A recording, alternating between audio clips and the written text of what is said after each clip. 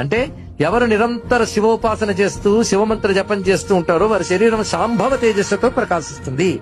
ఆ శాంభవ దీక్షతో ప్రకాశించే శరీరం బాధించడానికి వచ్చే శత్రువులకి జ్వలిస్తున్న అగ్నిజ్వాల్లా కనబడుతుంది. శివభక్తుడు కనబడగానే దేవతలందరూ చూసి ఏం చేస్తారంటే అతను శాంభవ తేజస్సు చూసి నమస్కారం చేస్తారట. అందులో దేవతల్లో ఒకడు యముడు దక్షిణ వైపు ఉంటాడు. వాడు మాత్రం ఒక నమస్కారం చేసి గుండెలా పట్టుకుంటాడు కాస్త. అంటే కొట్టిన దెబ్బ గుర్తొస్తుంది దానికి. ఇక్కడ ఒక్కసారి శివ నీ వాడని అంటే వాడు ఇంకా యముడు వాడు కాడు. ఇది తెలుసుకోవాల్సినది. త్వమస్మాకం, నేను నీవాడిని నువ్వు నావాడివి. ఇది ఒకటే మంత్రం అండి. మన శివుడి వాళ్ళం, శివుడు మనవాడు.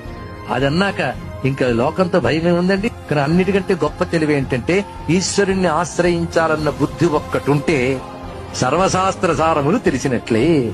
కనుక మన పిల్లలకి భగవంతుడిని ఆశ్రయించే లక్షణం ఉందా లేదా అని తెలిస్తే తల్లిదండ్రులు ఆగి బతికి వచ్చండి. ఇంకా వాడి బతుకు పరమేశ్వరుడు చూసుకుంటాడు.